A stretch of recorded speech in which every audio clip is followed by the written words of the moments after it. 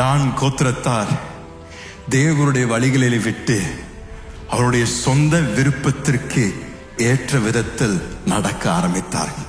அவருடைய கண்களுக்கு எது நன்காக தோன்றியதோ அதை அவர்கள் பின்பற்ற ஆரம்பித்தார்கள். இதுல என்ன ஒரு சுவாரஸ்யமான காரியம்னா, இவர்கள் இந்த லாயிஷ் பட்டணத்துல வசித்து கொண்டிருந்த ஜனங்களை பார்த்து இந்த சீதோனியர் வழிகளை இவர்கள் பின்பற்றினார்கள் என்று அவர்கள் அதை பார்த்து கவரப்பட்டு அவங்க போய் அந்த இடத்தை அவர்கள் சுதந்திரமாக எடுத்துக்கொள்றார்கள். ஆனா வெளிப்புறத்துல அமைதியும் சமாதானமும் காணப்பட்டாலும் அந்த சீதோனியர் இருந்தார்களே ஒரு பொல்லாத ஜனக்கூட்டமாக இருந்தார்கள். அதை குறித்து இவர்கள் அஜாக்கிரதையா இருந்தார்கள், இந்த தான் கோத்திரத்தார்.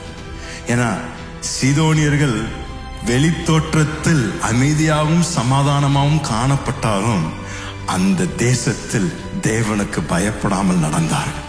அந்த தேசத்தில் விக்கிரக ஆராதனை இருந்தது.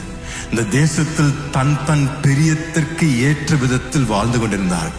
இந்த சீதோனியர் ஜனக்கூட்டத்தாரை பற்றி மீண்டும் நாம் 1 ராஜாக்கள்ல 16ஆம் அதிகாரத்துல 31ஆம் வசனத்துல இந்த சீதோனியர்களை குறித்து தேவ வார்த்தை விதமாக சொல்லுகிறது. வாசிங்களேன். நேபாத்தின் குமாரனாகிய யெரொபெயாமின் பாவங்களில் நடப்பது அவனுக்கு கொஞ்ச காரியம் என்று நினைத்தார் போல் அவன் சீதோனின் ராஜாவாகிய ஏத்பாகாலின் குமாரத்தி எசபேலை விவாகம் பண்ணினதும் அல்லாமல் அவன் போய் பாகாலையும் சேவித்து அதை பணிந்து கொண்டு.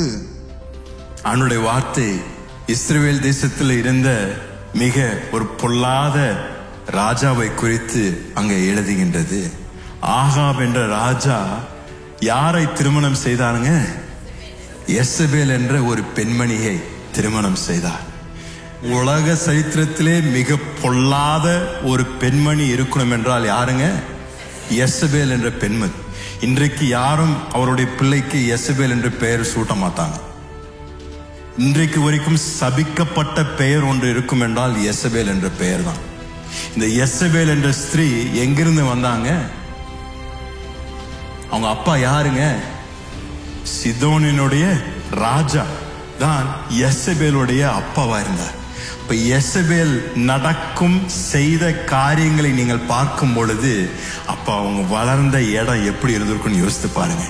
இப்படிப்பட்ட ஒரு இடத்தை தான் இந்த தான் கோத்திரத்தார் தெரிந்து கொண்டார்கள். ஆகையால் தான் அவர்களுடைய இடத்தை வெளிப்படுத்தல் புஸ்தகத்தில் இழந்து விடுகின்றார்கள். அவர்கள் தங்களுடைய சொந்த விருப்பத்திற்கு ஏற்ற விதத்தில் தங்களுடைய கண்களுக்கு எது நன்காக தோன்றியதோ அதற்கு ஏற்ற விதத்தில் அவர்கள் தெரிந்து கொள்ளலை செய்ய ஆரம்பித்தார்கள். ஐயாமா ஜாக்கிரதையாருங்கள். என்றைக்கு நாம் தேவ ராஜ்யத்தின் கொள்கைகளை விட்டு நம்முடைய சொந்த விருப்பத்தின்படி நம் வாழ்க்கையை வாழ ஆரம்பிக்கின்றோமோ அன்றைக்கு நம்முடைய வாழ்க்கையில அழிவும் தேவனுடைய அந்த நியாய தீர்ப்பும் வர ஆரம்பிக்கும். தேவ பிள்ளை தேவனுடைய வார்த்தைக்கும் தேவனுடைய வழிநடத்தலுக்கும் மிக கவனமாக அவர்கள் செவி கொடுப்பது அவசியம்.